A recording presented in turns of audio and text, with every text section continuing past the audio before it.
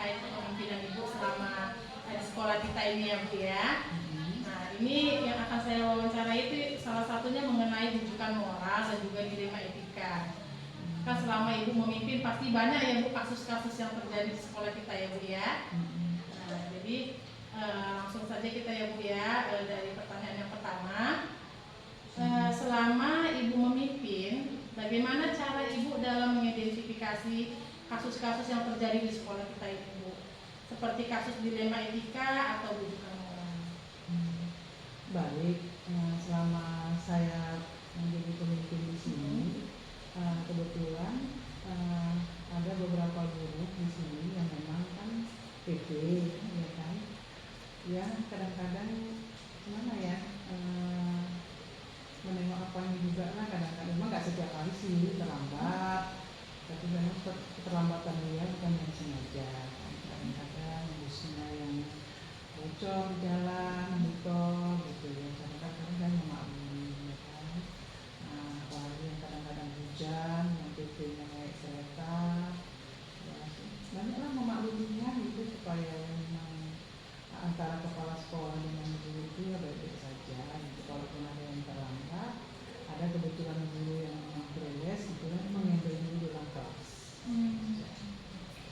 Ada kasus yang lainnya selain kasus yang tadi? Kalau guru sepertinya itu aja kalau guru kan. Tapi kalau anak-anak ya kita lainnya gini, kalau anak-anak itu nggak tahu sih kenapa di hari Sabtu itu ya? Di hari Sabtu itu kebetulan saya masuk kadang-kadang di kelas-kelas itu pasti ada 2 atau 3 orang, bahkan kadang-kadang sampai 4 orang itu yang nggak masuk gitu. Karena saya tanya juga sama gurunya, memang seperti itu memang di sini. Setiap hari Sabtu itu pasti ada aja yang nggak masuk, pasti ada setiap kelas itu ada yang mungkin mereka merasa mendekati hari libur ya Bu ya. Mungkin lah seperti itu, kadang mungkin orang tuanya yang kurang peduli lah ya, kurang peduli maksudnya kan. Mungkin kalau orang tua tadinya supaya lebih disiplin, mungkin anaknya nggak seperti itu kan. Bu, kemudian pertanyaan selanjutnya ya Bu. Selama Ibu memimpin, bagaimana cara Ibu dalam menjalankan pengambilan keputusan di sekolah, terutama pada kasus-kasus yang mengandung 2 kepentingan yang sama-sama benar atau sama-sama mengandung nilai kebajikan gitu.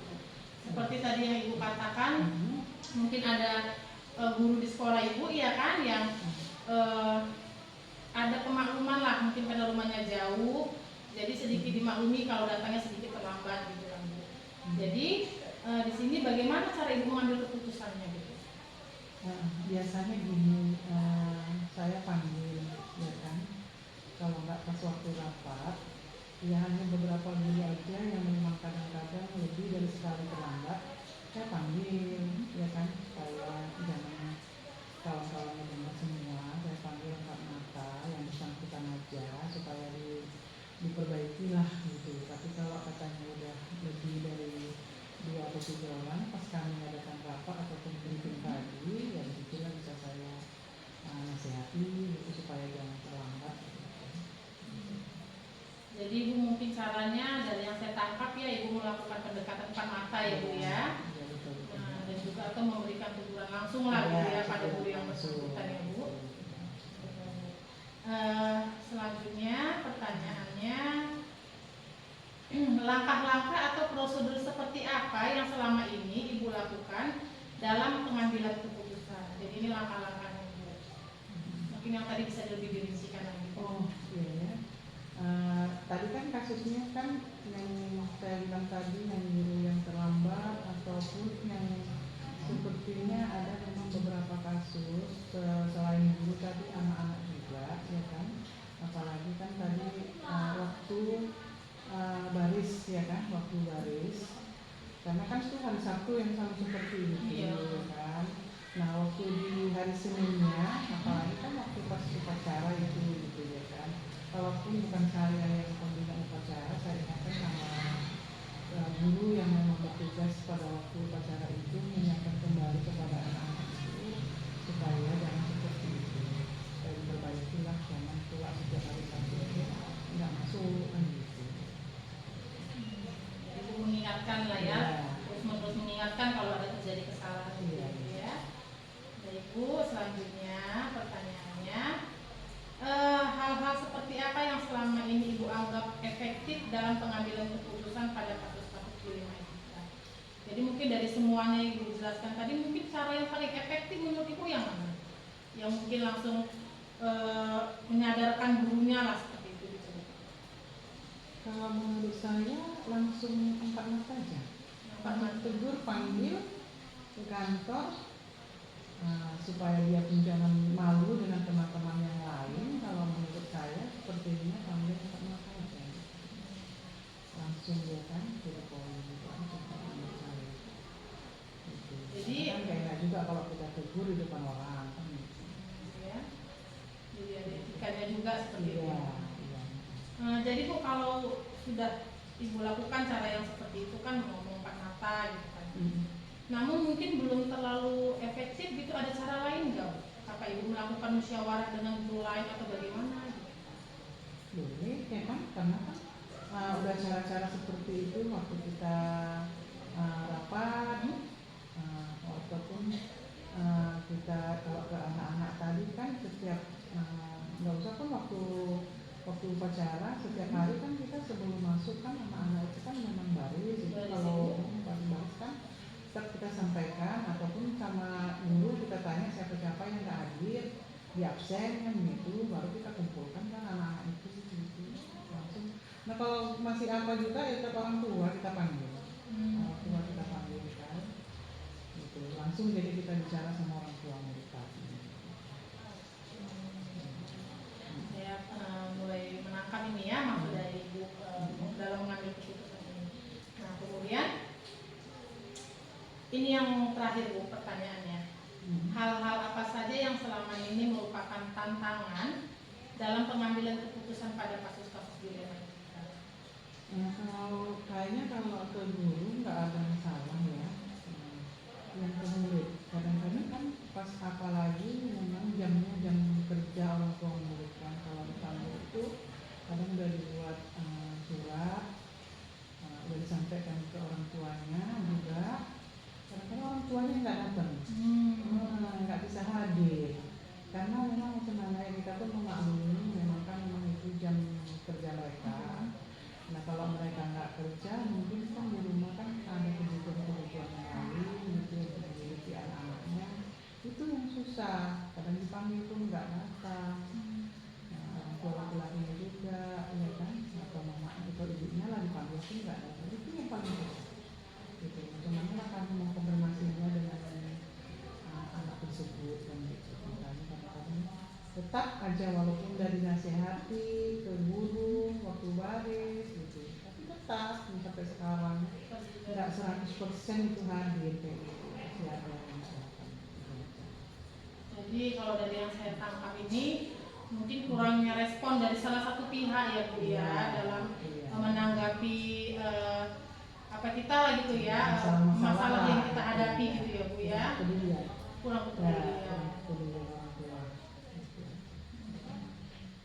Baiklah Bu, terima kasih ya Bu ya atas sedikit sharing-sharingnya, pendapatnya juga.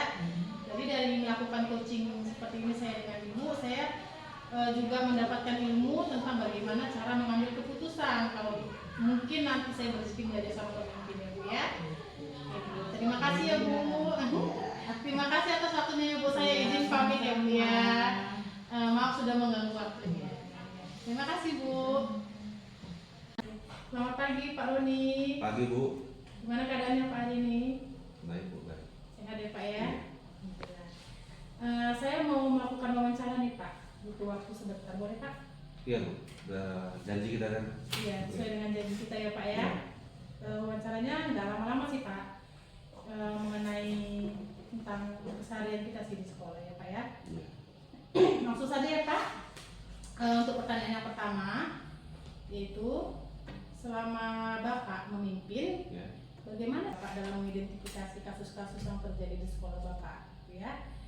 Seperti kasus dilema etika maupun moral. Baik. Pertama kali saya ke sekolah, saya masuk ke sekolah tersebut sudah saya mengidentifikasinya yang pertama melalui pendekatan kepada guru, begitu. Jadi saya dekati guru dan saya tanya apanya dia, pekerjaan dia. Di kegiatan supervisi pun saya juga di situ mengidentifikasi. Jadi hal itu yang saya lakukan dan juga bertanya dengan guru-guru yang lain. Nah, ketika saya melakukan identifikasi melalui observasi itu, observasi kepada pendekatan kepada guru-guru, disitulah mereka bercerita tentang apa keluhannya, tentang apa yang dirasakan di sekolah itu, apa yang dibutuhkan. Jadi mengenai identifikasi atau observasi yang sudah saya lakukan, ternyata itu lebih efektif menurut saya, begitu ya, daripada saya memanggil satu-satu. Saya lihat berdekatan kepada gurunya, saya supervisi kelas masing-masing. Jadi ada guru yang bagaimana ya, dia sakit, begitu, sakit, tetapi di saat yang bersamaan dia juga sebagai guru kelas, gitu. Guru kelas artinya dia sakit, ada sakit gula. Jadi jam makan dia itu ada waktunya. Jadi dia jam makan itu ada sekitar kalau nggak salah saya ingat waktu itu jam 8 atau jam 9 baru dia makan. Nah, padahal di situ masih ada kadang jamnya untuk mengajar. Nah, jadi ada beberapa guru yang komplain, begitu kan. Kenapa Pak, ibu itu sarapan begini? Nah, saya jelaskan ibu itu sakit. Nah, ketika saya kasih pengertian kepada guru-guru itu, tapi terus sebelumnya saya sudah coaching dulu sama ibu yang sakit itu. Saya tanyakan, memang seandainya ibu tidak makan jus itu akan terjadi? Ya, dibilangnya memang saya pusing Pak, oyong. Jadi harus wajib ya Pak ya? Ya sekitar segitu, iya. Jadi dia tidak bisa makan di antara jam itu, tidak bisa terlalu cepat, tidak bisa terlalu lama.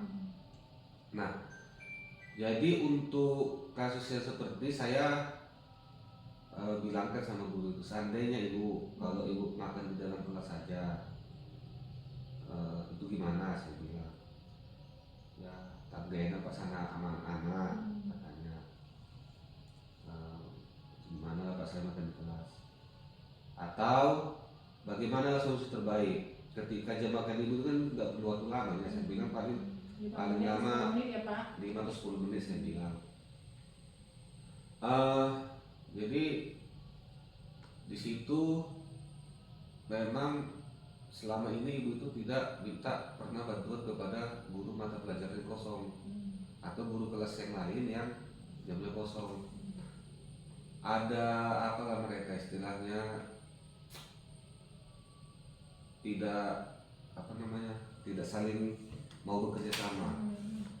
Ada satu karena masalah pribadi, ada satu karena masalah yang lain lah yang membuat mereka tidak mau kerjasama. Oke, jadi seperti itu ya Pak ya. Jadi Bapak identifikasi dulu masalahnya ya Pak. Jadi Bapak juga melakukan coaching juga secara langsung dengan guru yang bersangkutan ya. Jadi dengan kegiatan seperti itu Bapak jadi tahu penyebabnya ya Pak ya, masalah sebenarnya itu. Jadi itu mungkin yang menyebabkan dilema etika juga ya Pak. Iya. Nah selanjutnya Pak, ini pertanyaannya, bagaimana nih cara Bapak dalam menjalankan pengambilan keputusan di sekolah, terutama pada kasus-kasus yang mengandung dua kepentingan yang sama-sama benar gitu kan, yang mengandung nilai-nilai kebajikan. Seperti tadi itu kan benar sama benar ya Pak ya? Iya. Jadi bagaimana tuh Pak cara-caranya? Baik. Itu tadi yang pertama saya melakukan mengumpat mata sama gurunya yang bersangkutan, dan juga memanggil pribadi lepas pribadi guru yang tidak apa sama begini, tidak berkawan. Kurang ada Tidak kedekatan. tadi yang berdekatan. Jadi saya tanya, saya temukan masalahnya, dan yang guru ini yang bermasalah ini saya kumpulkan mereka. Tidak semua guru, hanya untuk mereka saja. Jadi saya beri pengertian, saya sampaikan bahwa ibu ini bagaimana, memang dia jam makannya seperti itu. Kalau dia makan di kelas, tidak enak sama anak-anak, gitu kan, tidak etis. Nah, kasihlah waktu dia misalnya entah 5 atau 10 menit untuk sarapan. Jadi tolonglah bapak ibu yang jamnya kosong atau apa, di handle bentar sama di handle bentar kelas ibu itu. Saya bilang di sini kita butuh kerjasama, karena bagaimana posisi ibu itu memang sakit, bukan sakit sih, artinya memang karena sakitnya itu dia wajib ada jam makannya seperti itu, saya bilang. Nah,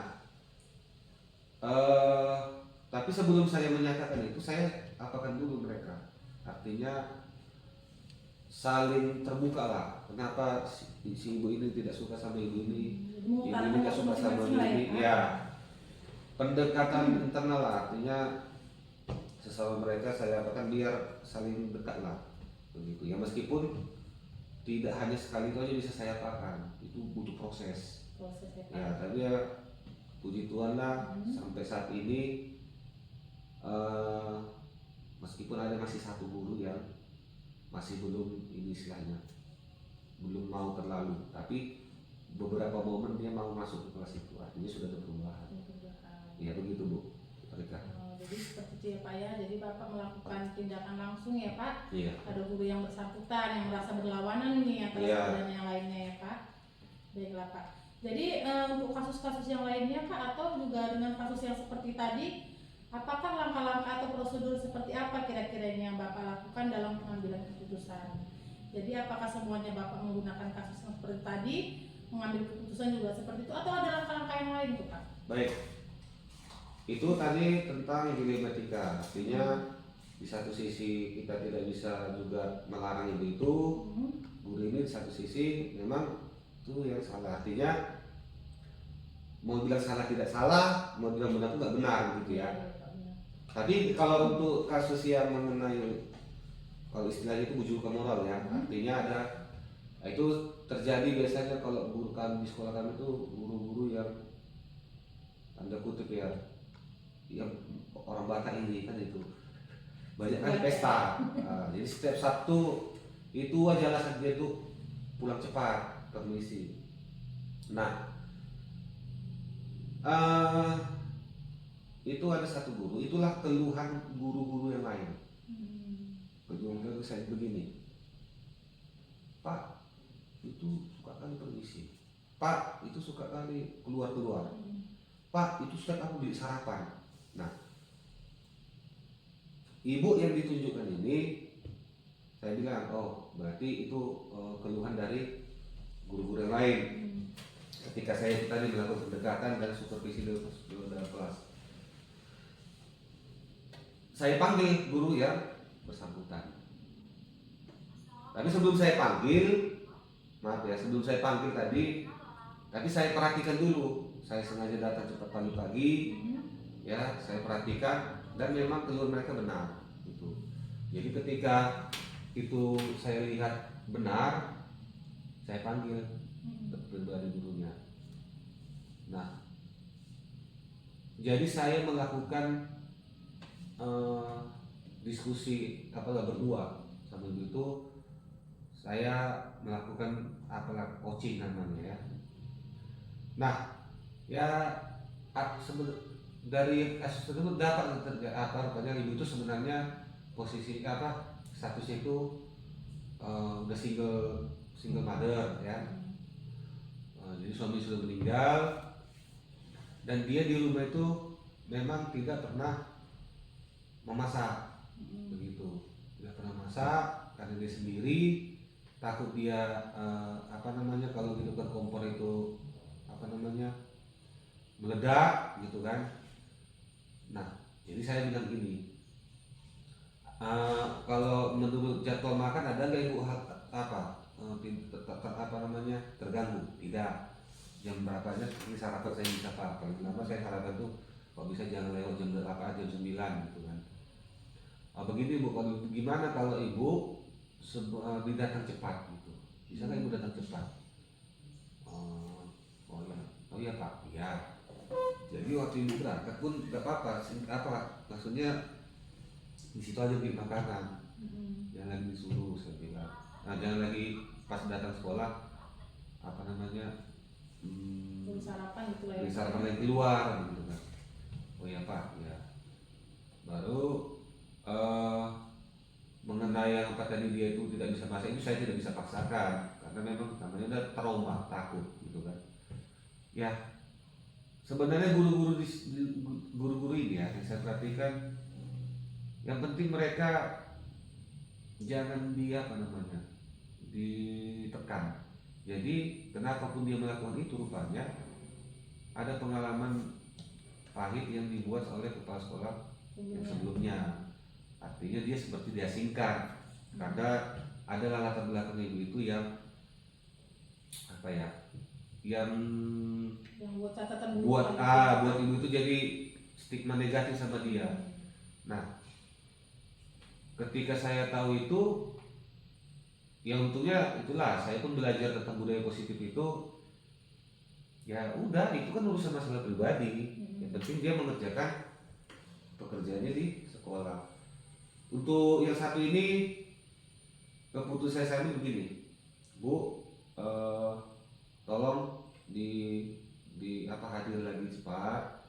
Baru mengenai masalah pesta itu, kalau memang tidak terlalu pentingnya kita di situ, tolonglah Bu jangan permisi, jam pulang sekolah saja, gitu kan. Kalau kita hari Sabtu kan biasanya cepat pulang jam 11, kan udah bisa kita ke pesta. Saya bilang iya Pak. Tapi sebenarnya bukan itu sih masalahnya, dia ada yang tidak enak sama guru di situ. Ya apa sih saya bilang, selama kalau keputusannya ketika saya mengatakan itu dia berubah gitu, rajin datang. Nah ada juga memang suka-suka tinggalkan kelas. Kalau itu saya tegas, saya bilang saya tidak akan tanda tangani apa ibu apa namanya. Meninggalkan kelas dalam urusan apa itu Pak? Entah apa saya nggak tahu. Ibaratnya itu dari yang benar dan salah ya, iya. Pak, antara dan benar dan salah ya. Alasan dia ke rumah, tapi saya telisik tapi dia belum mengakui gitu kan, menjalankan uang dia, jadi mungkin gitu kan. Ya saya tegas bilang kalau memang ibu kerja saya tidak akan tanda tangani PPP, saya bilang. Artinya ya dari situ memang dia ketika saya bilang itu ya nana tentu apa juga nana udah peraturan ancaman lah, tapi ancamannya ya harus seperti itu gitu loh. Ya bisa, artinya dia tidak lagi sering-sering keluar, permisi pun udah jarang dia gitu. Kan selama ini kalau dia permisi absennya dititip sama kawannya. Oh saya tidak, saya bilang saya tahu itu, saya bilang gitu kan. Kenapa kalau nggak datang ibu ada konfirmasi, saya tidak ada konfirmasi saya lapor ke dinas, saya bilang gitu. Artinya di satu sisi memang hal seperti itu pun harus juga disampaikan ke guru-guru. Jadi biar tidak jadi pembiasaan sama mereka, nggak apa-apa kok, nggak datang, toh keluar juganya tunjangan gitu. Jadi dari tadi yang Bapak jelaskan, yang pertama mungkin Bapak menyelesaikannya dengan cara mungkin memanggil beberapa guru yang bertentangan gitu ya Pak, dengan yang dilakukannya. Kemudian Bapak juga tadi melakukan pendekatan itu dengan cara coaching 4 mata ya Pak. Nah kemudian juga Bapak tadi juga dari pembicaraan kita mengatakan memiliki cara yaitu dengan sedikit ancaman lah. Kalau kita bilang bukan ancaman sih, ya memang itu peraturan. Iya, tidak mau menandatangani gitu ya Pak ya, PTPP gitu. Nah dari semua kasus tadi kira-kira Bapak kira-kira cara yang lebih efektif itu menurut Bapak itu yang mana? Nah, yang paling efektif sih menurut saya tetap pendekatan atau coaching ya, Pak, ya. Pendekatan pribadi kepada guru. kita cari akar permasalahannya, kita sama-sama cari solusi. Begitu. Itu yang paling efektif menurut saya, karena manusia ini kan kalau namanya diancam biasanya terlalu ini apa namanya? Kadang mau dibuat lagi. Jadi yang paling efektif memang itu tadi pendekatan lah. Kayaknya kurang kesadaran Ya. juga ya, jadi dibuat lagi. Berbicara pribadi empat mata begitu. Jadi pendekatan yang Itu sih yang saya rasa ya. selama ini efektif. Coaching lah sama guru-guru itu. Kalau untuk bermusyawarah dengan guru-guru lain gimana Pak? Dalam mengambil keputusan gitu. Oh, itu terjadi kalau pas biasanya ya, yang sering terjadi kalau ada siswa yang kenaikan kelas. Saya memang begini, tipenya saya tidak suka ada anak yang tinggal, saya tidak setuju. Karena begini, perkembangan anak itu kan berbeda. Bisa karena ada pengalaman memang itu salah satu contohnya di saya. Dia tidak tamat, tidak naik kelas, tidak lulus SMP. Ternyata ketika dia sekarang sudah berdagang gitu. Nah, artinya kan apa ya? Di sini saya bilang gini sama guru-guru, mengenai kenaikan kelas itu memang sudah harus tugas kita sebagai guru. Ya, artinya jangan ada yang tinggal kelas. Gitu. Jadi tapi begitu saya rapatkan juga kepada guru-guru. Tapi saya kasih akan apa dulu istilahnya pengertian. Tetap saya minta apa namanya musyawarah ke guru-guru lah. Bagaimana pendapat ibu ini, pendapat ibu ini. Ya satu puji Tuhannya ya itu tadi mereka ya setuju dengan apa yang saya sampaikan. Satu hal lagi misalnya mengenai ada kegiatan-kegiatan hari guru, perlombaan gitu kan. Bahkan juga mengenai kegiatan melalui anggaran dana BOS. Saya juga ada musyawarah guru, apa yang dilakukan, apa yang baik, apa yang cocok kepada anak murid, begitu. Jadi tetap saya ajak guru untuk bermusyawarah. Jadi kalau kita bilang Bapak menggunakan cara-caranya sesuai dengan kondisi ya Pak ya, dan kasus yang ada ya. Iya benar. Mungkin kalau dia kasusnya seperti ini Bapak lakukan pendekatannya empat mata, kalau begini Bapak melakukan kegiatan bermusyawarah dan lain sebagainya Pak ya. Iya betul. Hal-hal apa saja yang selama ini merupakan tantangan dalam pengambilan keputusan pada kasus-kasus dilema etika? Tantangannya nih Pak. Ya, tantangannya sebenarnya sih lebih ke ini ya, dampak sama guru-guru itu yang saya khawatirkan. Artinya kalau saya tidak tepat gitu memberikan pendekatan sama guru, yang saya takutkan begini, nanti guru itu jadi apa ya, mentalnya jadi terganggu, sakit hati ya. Itu sih yang saya takutkan ya. Kalau untuk masalah apanya namanya tantangan dari luar tidak ada sampai saat ini tidak ada. Tantangannya itu hanya itu tadi, saya takut mental guru itu gimana yang membuat dia jadi mengajar pun terganggu ya. Tapi ya untuk selama saya sampai saat ini memang ya berjalan dengan baik lah. Saya tidak memihak siapapun. Yang saya lakukan tetap sesuai prosedur dan aturan dan kesepakatan yang sudah dibuat bersama di sekolah itu sama guru-guru. Masuknya jam berapa, siapa yang bertugas piket ya. Kalau guru misalnya tidak hadir, apakah sama-sama saling mau menghandle gitu. Siapa yang jam kosong bisa menggantikan. Itu saja nih permasalahan yang saya hadapi di sekolah. Ya tantangannya tadi yang saya takutkan ke saya sendiri sih sebenarnya. Jadi Bapak dalam hal ini tetap ingin mengedepankan peraturan ya Pak ya? Iya. Mengedepankan peraturan, juga berharap agar guru-guru juga mentaati peraturan. Tapi meskipun begitu kita masih mengedepankan juga ya Pak, menjaga perasaan ya Pak ya? Iya. Antara satu sama lainnya. Jadi itu mungkin yang Bapak takutkan ya? Iya. Mungkin dengan ketersinggungan nanti akan berpengaruh sama kinerjanya. Iya. Gitu ya Pak. Oke Pak, terima kasih ya Pak ya, sudah meluangkan waktunya ini Pak jadi wawancarai. Jadi dari sini juga saya sudah dapat sedikit ilmu nih dari Bapak mengenai dilema etika dengan rujukan moral ini. Terima kasih ya Pak ya. Atas waktunya ya Pak, saya izin pamit dulu ya Pak. Iya Bu Rita.